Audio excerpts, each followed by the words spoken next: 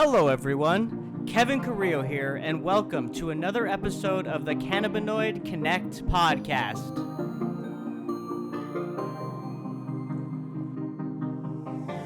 My guest today is James Shih, co-founder and CEO of My Green Network.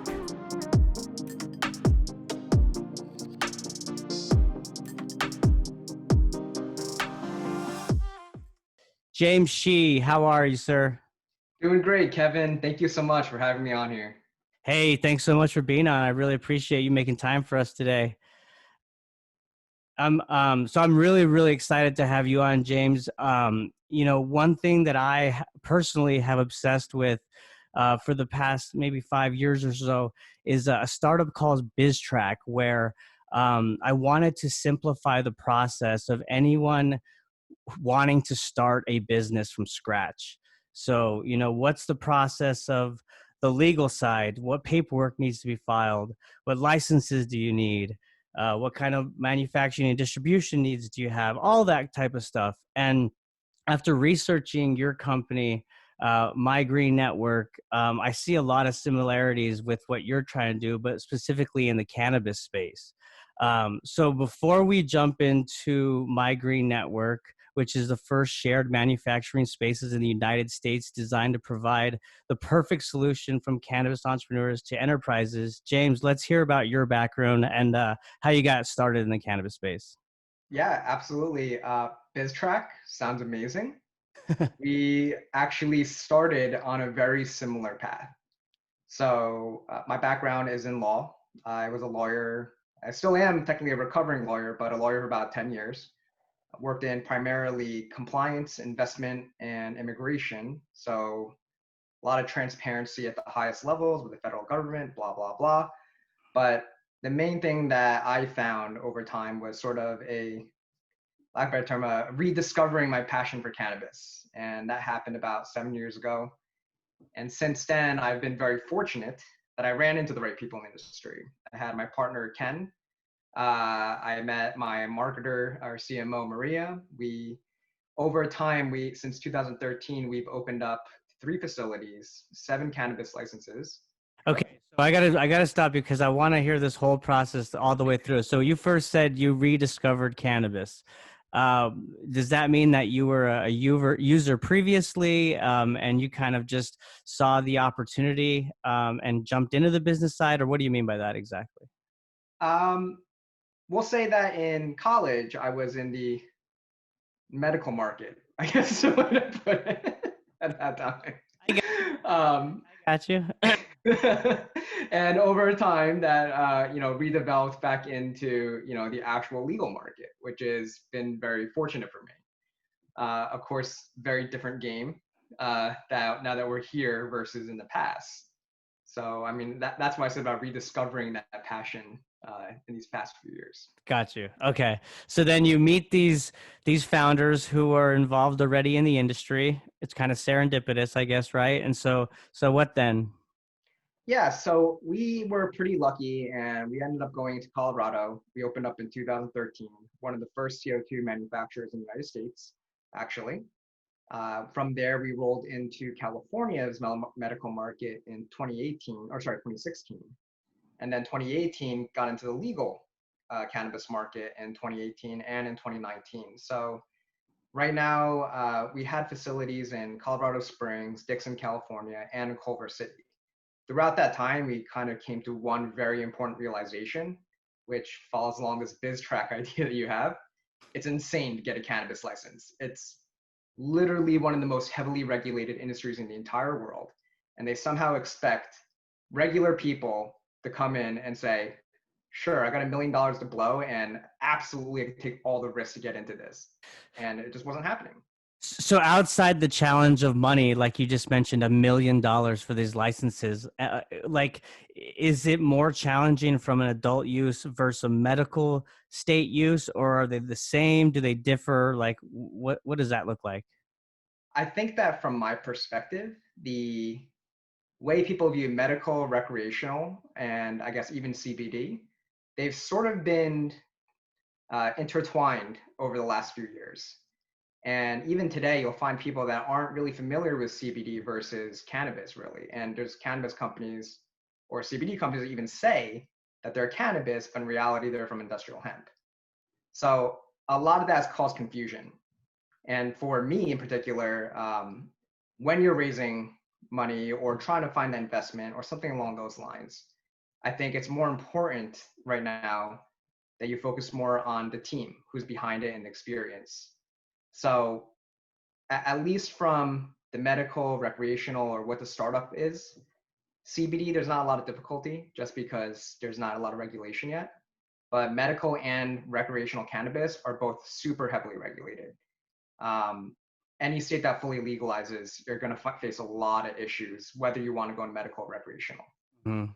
Well, so that makes sense. And then when you talk about CBD not being as regulated, it comes with its own sets of challenges, though, right? And one would be the fact that we're waiting on FDA guidelines for like messaging, right? And how claims you could make or whatnot. So while it's not heavily regulated, we're kind of just at a standstill, needing those regulations so that we can operate, right?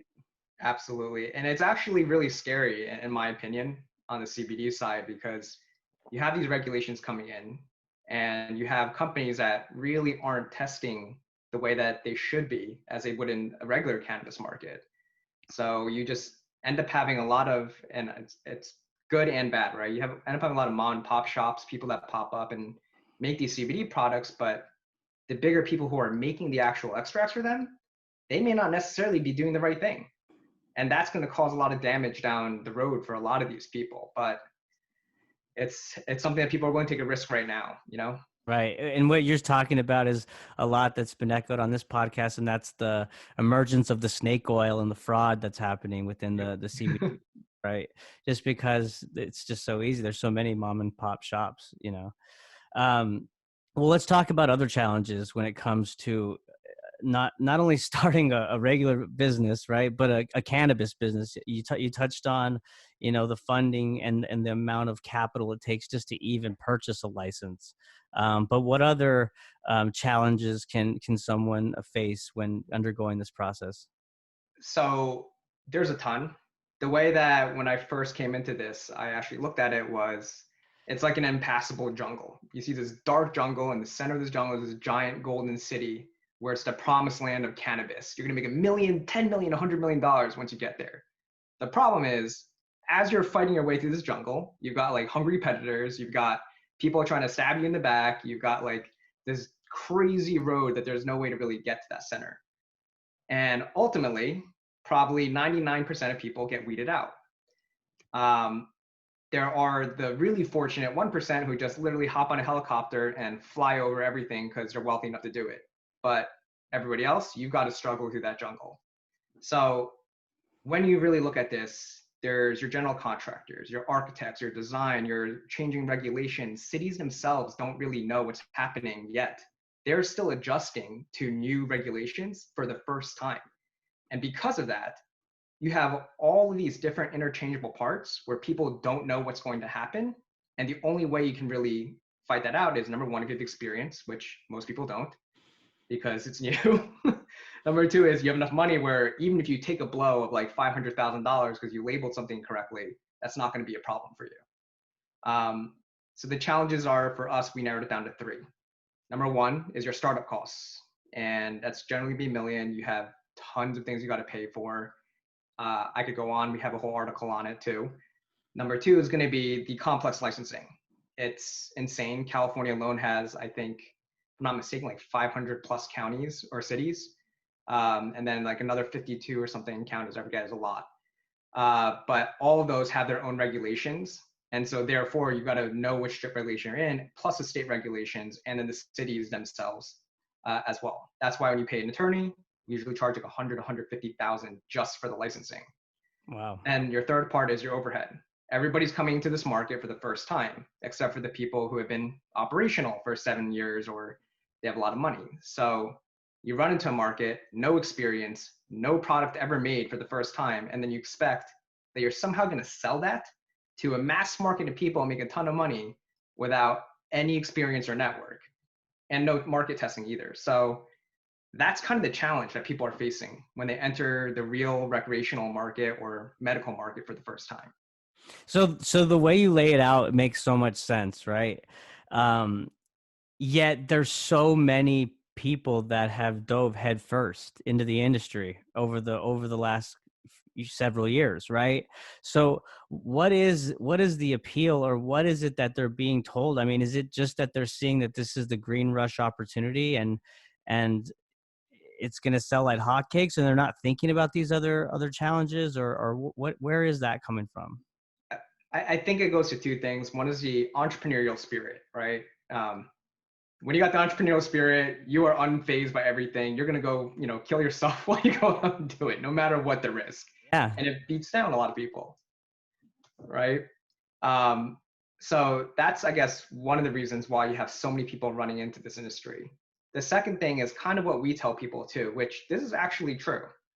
Right now, if I were to ask you, what is a household soft drink that you're familiar with? Something that you could go to anyone's house and be like, hey, you got one of these. Um, Like a Coca-Cola. there you go. If I ask you to go to someone's house, say, hey, what's like the most common, you got some cannabis around? Like what brand name would you mention at the current time? Bubba Kush. Right. But, are you talking about the actual brand name or are you talking about like the flower itself, right? Right, right. So for us, it's just there is no household brand name. I mean, if you were to ask someone in California, they're going to say Kiva maybe, or Papa Barkley for some tinctures, or a lot of these other brands, but they haven't established themselves as a dominant monopoly in the market yet. And that's what people are chasing after right now, in my opinion. Anyone can be the next Coca-Cola. You make a good enough product, you can be there. Anyone could be the next Nestle for chocolates. Anybody could be the next, L'Oreal for beauty products in the cannabis industry. All of those are still open opportunities today. Right. And you know what validates your point is I always try to keep up with like the what the media is depicting in terms of, new cannabis documentaries or new shows or whatever, right? That kind of help normalize and remove the stigma of the plant, which is a good thing. And the show Belushi Farms, Jim Belushi's show on Discovery, it validates your point in that I think he paid Dan Aykroyd for the branding rights to Blues Brothers so he could brand his cannabis Blues Brothers bud. So you're right in the sense that they are chasing after that household brand name, that monopoly type position in the market. Yeah, I mean, it's really interesting. And for us in particular, what we do is we introduce more competition into this actual industry, but in a collaborative way. So even if the companies in our facility may not become that next Coca-Cola or something, they're still going to be able to survive and be, I don't know, a craft brewery almost, right? Like a craft cannabis brand name. And that's still good enough for those people. They Right. wouldn't be able to get there otherwise. So let's jump into that. Let's talk specifically about My Green Network. So um, you mentioned your facilities. I went on your website. I see there's two locations, one in Orange County and one in Los Angeles, but they're coming soon. So are y'all open and operating yet now, or where are you at in that process? So our LA one is one we've identified property and partners, but we have not actually started on that one yet. We do intend for that to be our next facility. The one that we're currently working on is in Orange County. So we are about, I'd say 70% done with construction. And then we're about to actually do a fundraise for the remaining amount. But the nice part about it is once we open, we're already pre-filled with about 21 companies now out of our 30 that we can do in our first year. Gotcha. So yeah, we're in construction and it looks great. Yeah, and I looked at the photographs on when I Googled, and I'll tell you, and I'm to the audience, this is, I mean, correct me if I'm wrong, this is like a WeWork of cannabis in that you have an office to go to, you have a kitchen, and you have laboratory equipment to do what you need to do from kind of a whole vertically integrated perspective. Is that right? Yeah, I think the biggest way to look at it is very familiar with like shared kitchens if you are, We're essentially a shared kitchen for cannabis with a component that we wanted to create community. So for us, one of the biggest things we noticed in the industry was everybody is out for themselves. We didn't want that. We wanted everybody to be supportive of each other. So our facility is designed, number one, to empower people to make their own products. So we're not white labelers. You don't come to us and say, I would really like to make this product and can you guys do it? And yes, we absolutely could if we wanted to. But the real goal, what we want to see people do is take that power into their own hand. That's what really makes us different. Number two is the community aspect and bring all that into a scenario where we have 7 kitchens and hybrid stations. We have community lounge areas for people to relax. We have event like space. We have conference rooms for people to bring in their investors or, you know, their clients. That's all designed really to build that sense of togetherness, which in our opinion doesn't really exist anywhere right now in the industry. Right. The first point you made with it was we repeat that first point about the value add to the customer, the member of your facility. Yeah, we are not the white labeling guy or anything along those lines. When you gave that example of like, sure, we can make that or we can produce that, but we'd rather empower you to do that. Is that kind of following along the lines of like you teach a man to fish, or you give a man a fish he eats for a day, you teach a man to fish for a lifetime? Is that kind of the philosophy that y'all are looking at in that way? 100%. Okay. So the way we look at this is our ethos, right? Our ethos is leaders empower community.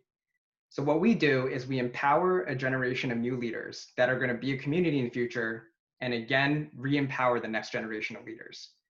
So we are actually building people to be their own company. And that's really huge in this industry. You could, for example, go ask a contract manufacturer and say, hey, I'll pay you guys, you know, a portion of all the proceeds. I'll do some like weird marketing agreement that's kind of legal, but not really. But we'll make it sound legal. And then we'll pay you like 100 grand as like a deposit. You could do that. Those options do exist out there. The problem is if, you know, California comes down, it's illegal, number one. Number two is you could get the entire thing blown up. Number three, you have no control over the quality of your product. Number four is you're not actually really creating the product. Someone else is. So what stops them from taking your product and then literally just saying, I'm going to tweak it a little bit, and now this is my product, which is going to be superior, and then eventually edge your product out. Right. So all of that is there. And what we do is we say, you know what? F all that. We're giving you the space. Come on in, control your product, control what you do, and build your own company from the ground up. You have our support. You have our entire network to tap into. You need distribution services. We have a licensed distribution. No, not a problem. You need for us to help you connect with like a resource for sourcing a specific flower. Okay, great. You want to get a specific manufactured like extracts. Okay, great. We know the right person. We bring it all together for them, and they're the ones who operate their company.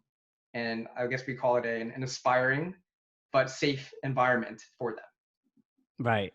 Wow. So let's talk about some of the resources and tools and education that you provide. Right. So, like, what does that education look like? Do you offer classes? Is this something where it's kind of one-on-one type interactions, or how are you interacting with the members? Yep. So it's an interesting part about us is when we created this program, it was designed to have everything that we wished we had over the last 7 years. And I think that's kind of a really key part because most people don't know what they need until they're already in it. And for us, we said, hey, listen, we've done this. Here's what you're going to need for everything. Each one of the people we work with, we view as a future partner because at the end of the day, we're actually an incubator as well. So when they are successful, 2 things happen. One is they pay us more rent, which means great. Now, like you're being more successful, making more money, and we're also making more money too. The second thing is our ultimate goal is to get them to the independent stage where they can actually say, I know and I have enough time, money, and experience to run out and create my own product.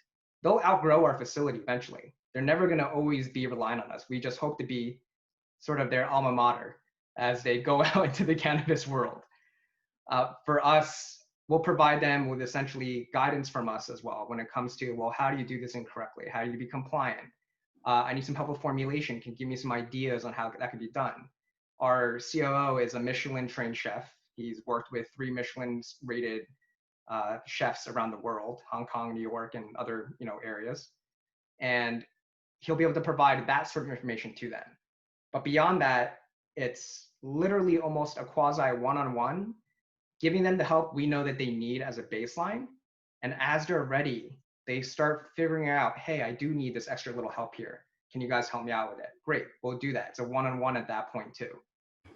We see sparking innovation in the facility. Maybe 2 companies get together and they say, hey, you know what? You have these fantastic products you bring from overseas, and I want to use that inside my products as well. And that's okay. And we'll help them figure out how to do those things as well too. Yeah.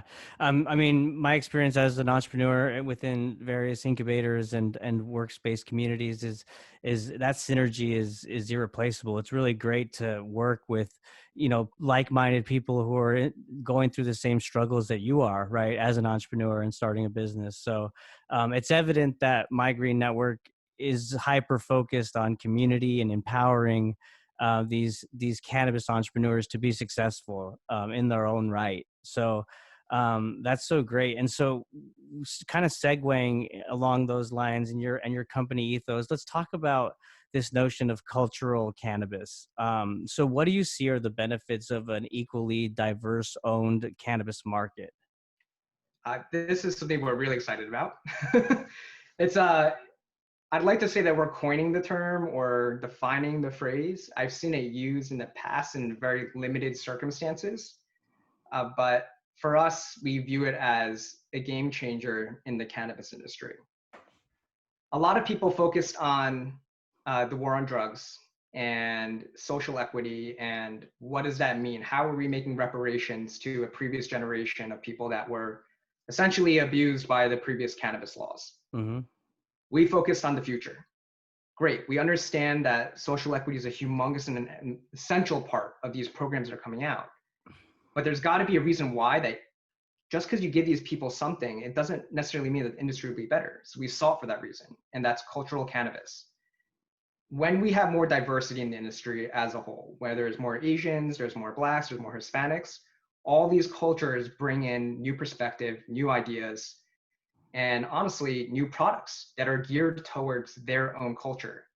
So they'll create cultural products for cannabis that are designed to enhance or be attractive to their own cultures. Therefore, we create a stronger, more robust, and more internationally appealing cannabis market.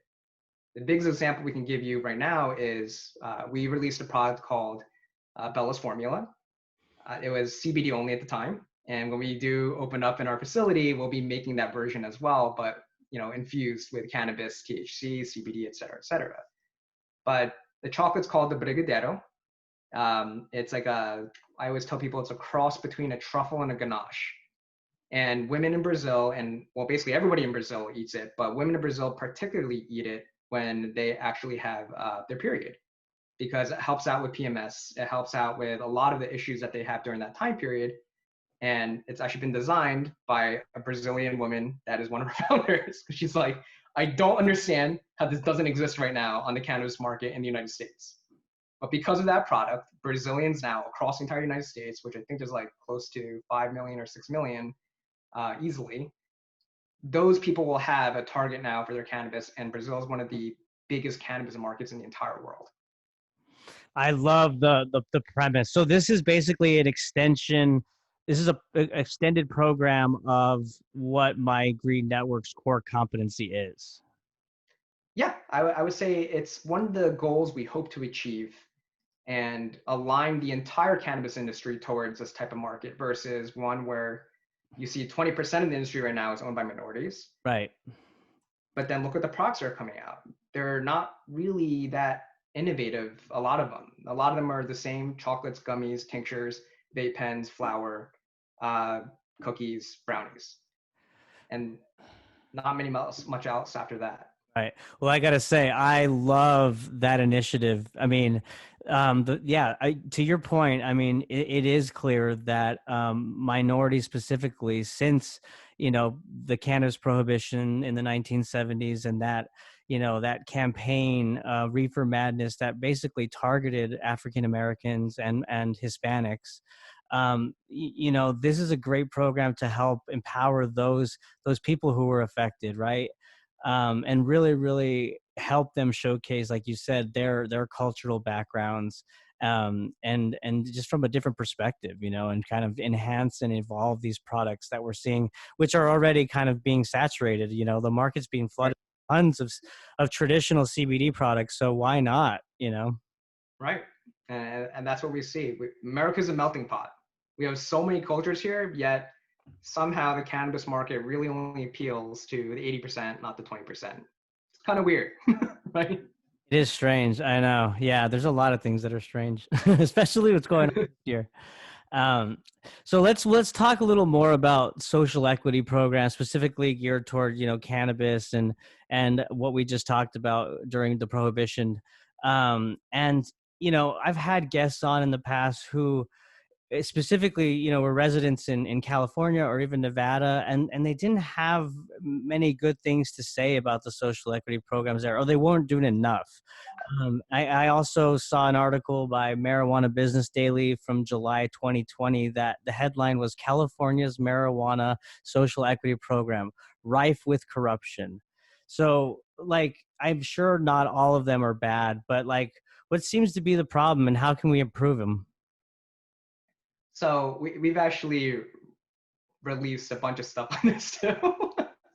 It's been one of the key points for us. And right now, actually, we're working with the local government to create their social equity program for cannabis facilities. And really, it goes down to two things. One is going to be cities didn't take into account the fact that the cheapest part of owning and starting a cannabis business is a license, actually. You know, if you gave them all the help they needed and you actually literally gave them a cannabis license and said, no questions asked, you're a social equity applicant, here you go, that would save them maybe like 50,000 bucks. But Hold on, I'm trying to get this straight. Did you just say, to lead this off, that that's the cheapest? Getting a license is the cheapest? getting a license is the cheapest because it doesn't take into account everything else that goes with it, right? Like it, when, for example, I'll give you like our facility, right? Cheaper than a million. So $1 million is the cost of getting a license, or are those added costs? That's the total amount. That's the total amount with all the added costs, Okay. right? And let's say this, if you bought your own license, just literally went out there, bought it, it'd go between, I'd probably say, 1 million to like 5 million, depending on the size of the facility, et cetera, et cetera. But you just pay that out of pocket because someone else did a lot of the work for you. What most people don't realize is you go into the licensing thinking, I see it. The city licensing fees are 20,000 bucks. The state licensing fees are 15,000. But most people at the first time, they don't run their own business. So they don't understand, in order to get that license, you're gonna need to construct the entire thing. You need to go through different premises diagrams, get an architect to submit and talk with the city, make sure all of your plans are done properly, then make sure structural engineering and plumbing is done properly so that it doesn't affect anything, deal with any after effects by the city that says, oh, by the way, because you're touching the roof, real story, because you're touching the roof, we're going to charge you $120,000 to go replace it and make sure there's additional structural support up there, Whoa. which not anticipated at all, right? Then you also have, I mean, that's just the beginning. Then you have Gotta love those write-in line items. Geez, like it sounds like that's made up, like. I wish it was, but it's not.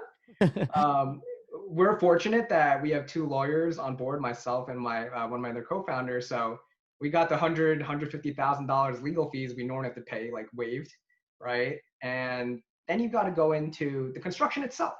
That's like, our facility will cost $2.2 million at the end of the day. We've been in this for about over a year, which means our licensing, we have not stopped paying rent, and we haven't even made a single product yet.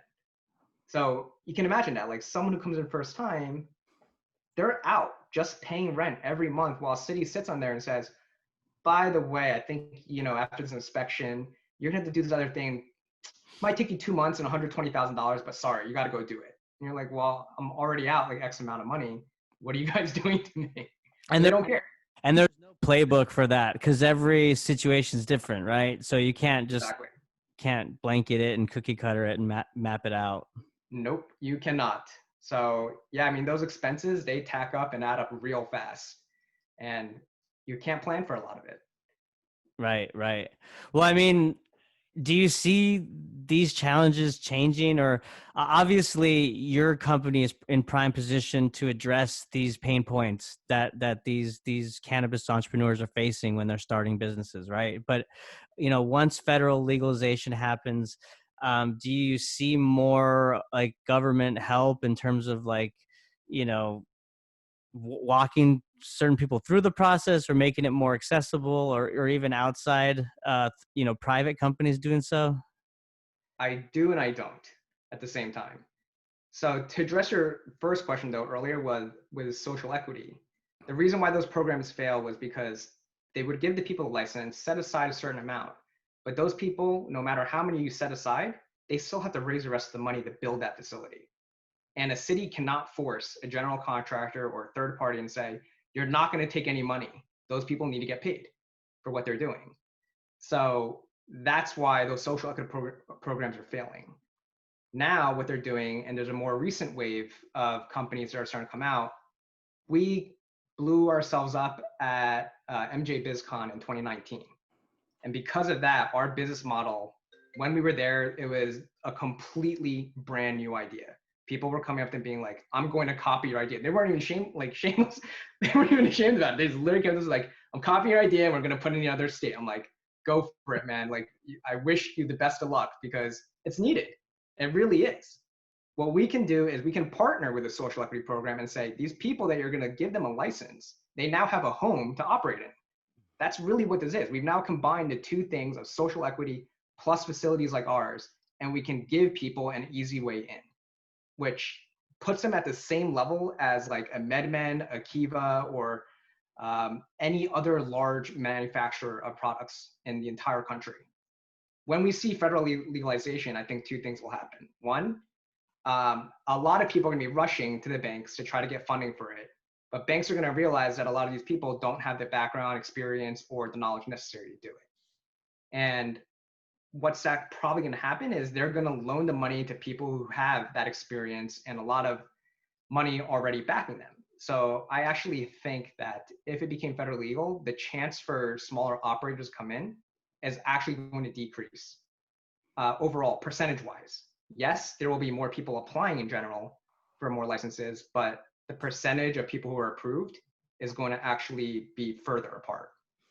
Yeah, that makes sense. I mean, what you're basically saying is that the gap is going to widen between Correct. that have had the experience, have been players in the industry, and have capital, as opposed to those kind of just wanting to start out. Which I agree that probably will happen, unfortunately. Going back to the current situation and how you mentioned, it sounds like that's a great, your approach and what you mentioned is a great differentiator for My Green Network, in that you're primarily focused on, like you talked about, empowering that cultural cannabis community, while partnering with social equity programs to help those disenfranchised minorities in cannabis. Yeah. So, we're currently working on a plan with the city that we're in. Actually, in California, they just passed a law that allowed a lot of other people, a lot of other cities to actually start funding these programs. And what they'll do is they'll pay rent for like a year. And that's enough, hopefully, to see whether someone's going to get their feet wet and be successful or not. For us, we're a bit different. We were ahead of our time a little bit, unfortunately, and we came into a situation where we weren't as fortunate with the social equity program. So we're building that now with the city. But on the other hand, what we really focused on was creating access. We tell people that we're revolutionizing access for cannabis brands. So what we really, our sweet spot really is having people who have a little bit of capital. 50 grand is our base minimum to get in. And with that, you'll be able to get in, create your own products for the first month, start producing, and probably be okay for about a few months. Uh, if you have more, great. But if you don't, it's still okay to get started with that. And as these social equity programs develop and grow, along with these other incubators like ours start popping up more and more, we're going to see more people come into these facilities, and a lot of smaller brands come in with craft cannabis products, artisan crafted. If I told you some of the things coming to our facility now, you'd be like, I've never heard of that, but that is awesome because I've never seen it on the California market or any market here in the US. Hey, if you want to send me samples, definitely give you a shout out on the podcast. So yeah, I'll give you my mailing address after this. 100%. I'll tell them to send over. I don't know if I can send a medicated version though.